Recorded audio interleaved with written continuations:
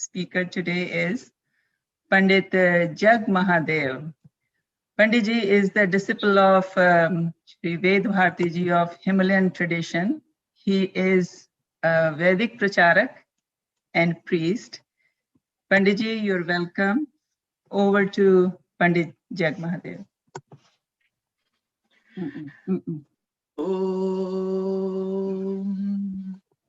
Om anti santam na jahatanti santam na pashyati devasya pashyakavyam namamara na jiryati.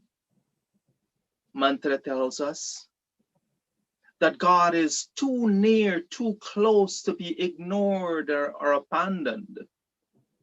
We cannot see him, but let us behold his presence not only in ourselves, but in the form of the Holy Vedas, which is beyond decay or destruction.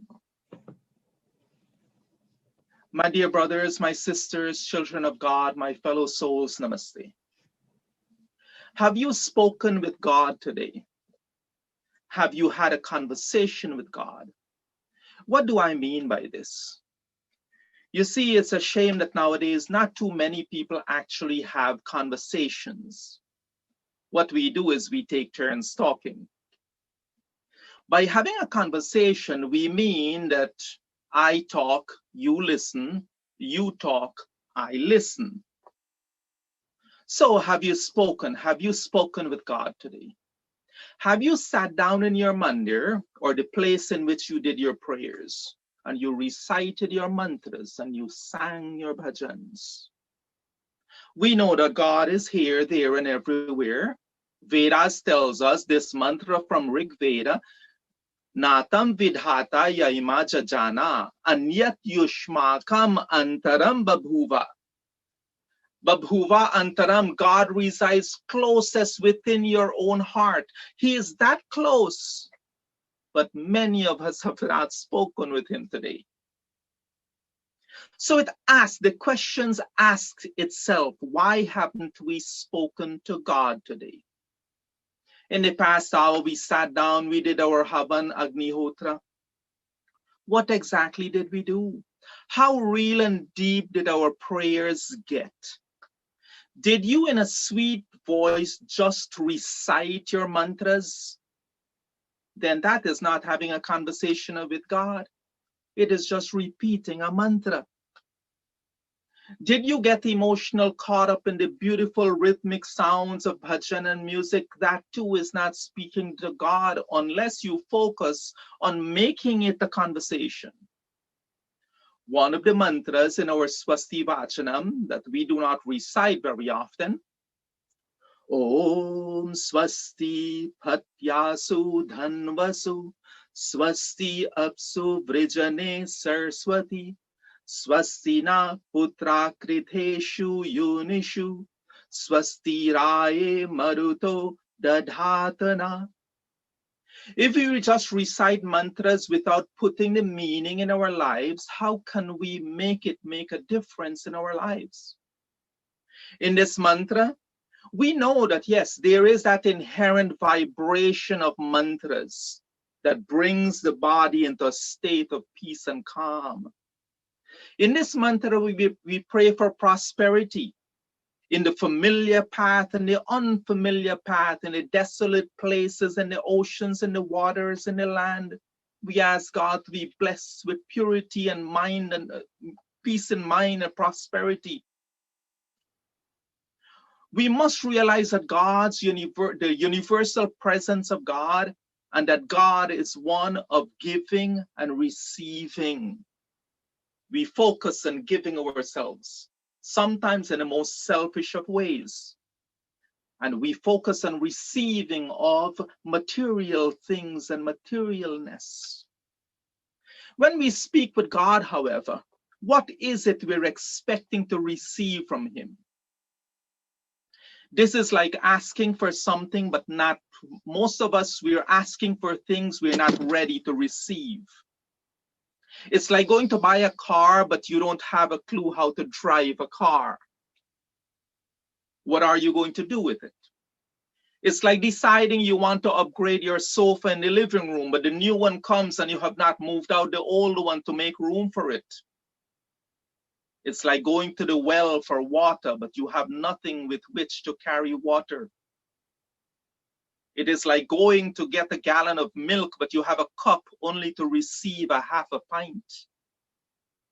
So we must ask ourselves, are we really ready to receive? And if you are, you will receive the gift when God gives it to you. Yajurveda teaches us, Om Vishwakarma Vimana Arvidhaya Dhata Vidhata Parama Samdrik Tesham Ishtani Sam Isha Madanti Yatra Saptarishin Para Ekam Ahu. Mantra tells us that all souls enjoy bliss according to their desires. And they enjoy this because God fulfilled these noble aspirations. He is the one who provides. So let's say that you're having problems at home of some kind, and you pray to God for the answer to your problems. And you sit down for Havan one day, and during an explanation of mantra, you hear the words which points you in the direction of your answer. And you feel good. My problem is finally solved. Don't you think that God has answered your problem? But let's say that you get up from Monday now, and you go away and you do things the normal way. You get back into the normal mode of living, and you don't fix what you have known now to fix. Then you will continue to have the problem because you have not listened to the answer. God gives us answers to our problems in so many different ways. Do we pause long enough in the everyday rat race of life to recognize his answers to our prayers? We must be ready to recognize his giving ways, the ways in which he responds to our prayers every day. One night, I was working on a translation of one sutra of Patanjali Yoga. I was stuck and frustrated sitting in my living room with my laptop because I couldn't make its connection to reality. So I decided to go to bed. As I'm going to bed, I passed by my study. I don't know why, but I felt the need to open the study door. So I opened the door, I looked in the room. My eyes fell on a book that I had on the shelf for many years. I picked up the book and I opened it. The book opened to the page that had the answer to my question. A book I never read. So I'm saying that I don't know why I opened the door to the room. I followed my intuition. God works in strange ways. So my fellow souls, why is it that you have not spoken to God? Is it out of ignorance? You must know that God is present and listens to all his children. Is it out of guilt? You must know that if you have never prayed to God, he will not ignore you when you eventually do pray. It is out of selfishness or laziness. We have 24 hours in a day. We have 1,440 minutes in a day. We have 86,400 moments in time we call seconds in a day. And if we cannot commit to spend even a few of those moments of time speaking to God, then who do we blame? Or is it simply that you'd say that you do not know how to speak to God? Were you led to believe that God only speaks in Sanskrit or in Hindi, and you do not know Sanskrit and Hindi? What is it? Why haven't you spoken to God today? God is so close to us that all of us should be having an ongoing conversation with God, a dialogue that does not end. If God is just and fair, if God is loving, kind, and compassionate, if God is tolerant and patient, If God is this almighty and all-powerful God and he resides within your own heart, and if God is always listening, why aren't we always speaking to God?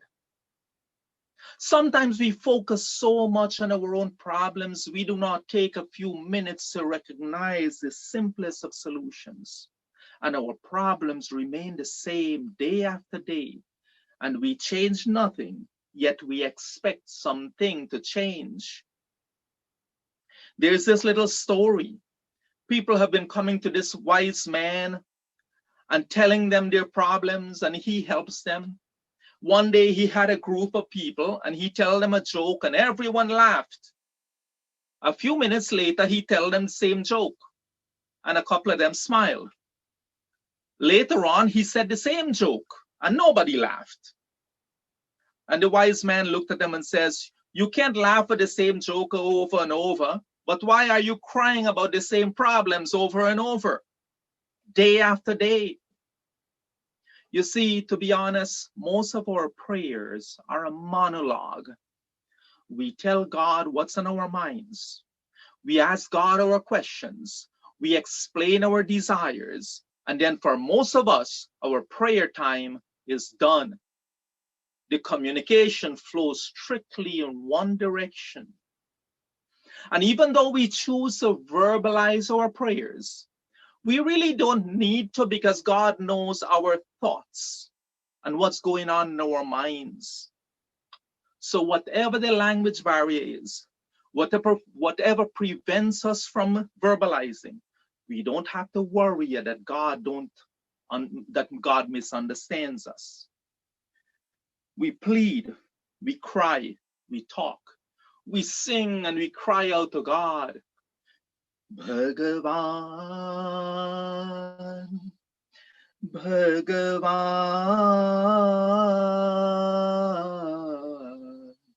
Bhagavan, O dunya ke rakhwale, sun dard bare mere naale, sun dard bare mere naale.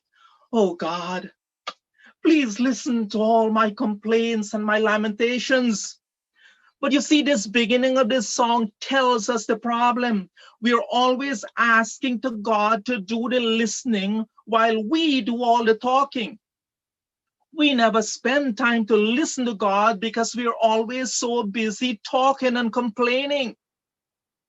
Imagine that today, after we're done, you go to a friend's house, you knock on his door, he lets you in, and you go and you sit on his couch, and you do all the talking for the next hour without allowing him to say anything. You know what will happen?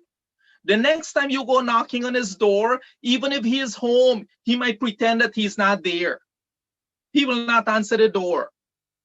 If you say 10 things and allow your friend to say at least one, maybe there's a relationship and he will continue listening to you.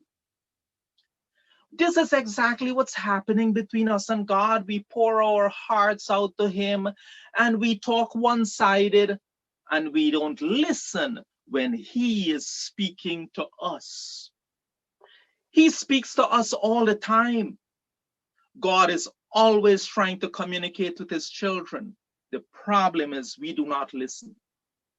So while he might be trying to reach out and help us, maybe to point us in the right direction, maybe trying to put us on the right path, but because we fail to listen, we fail to hear his voice, and we do not accept his help. Imagine for a moment, everyone, that there's a radio station transmitting at this time. You have a radio, but the only way you could receive the transmission is you have to take time to tune in to the frequency at which the radio station is transmitting. Are we making this effort to tune in to what the frequency at which God is speaking to us? We all heard that word, intuition. Intuition means the teacher within. You know that voice in your head when you're doing something, and that little voice in your head tells you, no, you shouldn't be doing that. That is also your God speaking to you. So we have to make sure that we listen. God is trying to communicate with us all the time. Bhagavad Gita tells us, Shraddhavan as anasunyacha srinuyat api yanaraha sa api mukta shubhan lokan pranuyat punya karmanam. In this shloka, Sri Krishna reminds us that if people merely, only if they listen and hear with faith and belief, they will benefit. God is already seated within them. But key word, they have to listen and hear the God within them speak to them every single day. My fellow souls, are you ready to open your heart and have a two-sided conversation with God? Then let us begin today. Commit to listening to God. 16. Let us take this one verse of this song. I call it the Song of Surrender, which says that, oh God, today we surrender into your hands all the problems and strains in my life, because we realize that victory and defeat can be had only in your hands. I can only resolve the problems in my life by using the intellect which you have granted unto me. अब सापरिया इस जीवन का सब भार तुम्हारे हाथों में है जीत तुम्हारे हाथों में है हार तुम्हारे हाथों में अब सापरिया इस जीवन का या तो मैं जग से दूर रहूं और जग में रहूं तो ऐसे रहूं, या तो मैं जग से दूर रहूं और जग में रहूं तो ऐसे रहूं, और जग में रहूं तो ऐसे रहूं, इस पार तुम्हारे हाथों में, उस पार तुम्हारे हाथों में अब सौंप दिया इस जीवन का. Oh God, when I realize your presence in this world and I open communications with you and I listen to your guiding words, only then I can ever hope to realize my full potential. And here's a great reason for focusing on this two-way communication we're talking about. This sutra from Patanjali Yoga verifies that when we hone the senses in this way, they get sharper and better. Tata pratibha sravana vedana adarsha asvaraha verta jayanta. The senses operate not only operate at the gross level, but also at the very subtle level with focus. That is the senses, hearing, feeling, seeing, tasting, smelling. With focus, these senses can be enhanced. What we call pratibha, the intuitive light or flash of knowledge, what we call our intuition that I talked about before, the higher level of divine hearing, divine vision, taste, All of this, we can actually raise it by practicing more and more of it. Like with everything else, the more we practice, the better we get. The more we listen to this intuition within us, the voice of God, the louder voice gets. And the more we start to listen and the more we start to hear his voice. We must stop talking and stop making noise, stop moving, stop being physically and mentally busy so we can really and truly pray. If we never stop talking, how can we ever start listening? Does it mean that you should start meditate? Maybe. Does it mean that before you sleep, you should turn the TV off, put away the cell phone, get off of Facebook, close your eyes in reflective introspection? Maybe. The answer may be different for each one of us, but ultimately, we must be able to find the solitude in our lives where we can actually have a real conversation with God and use that missing element of listening. You know, the other thing about listening is they don't teach that in school. It is something that we need to practice. And the more we practice, the better we get at it. In closing, my fellow souls, today we pray that each one of you develop that inner strength, that discipline of mind, that focus of thought, that you fulfill that inner drive so that you find the kind of solitude and that innate sense that not only recognize the voice of God, but hears and understand the communication between you and God that happens every moment of every time in our lives. I thank all of you for being kind and patient audience. Om Purnamadaha Purnamidam Purnat Purnamudachyate Purnasya Purnamadaya Purnamevavashishyate. Om Shanti Shanti Shanti Om. With love and humility in my heart, namaste to every one of you. Thank you, Panditji, Pandit Jag Mahadev. What a wonderful lecture. The message, I think, is something which everybody wanted to hear. If we communicate with God, if we stay on the path of righteousness, our prayers are answered very nicely. So please continue to pray every day and communicate with God. Thank you, Panditji. We have time for a couple of questions, very short questions and very short answers if you have it.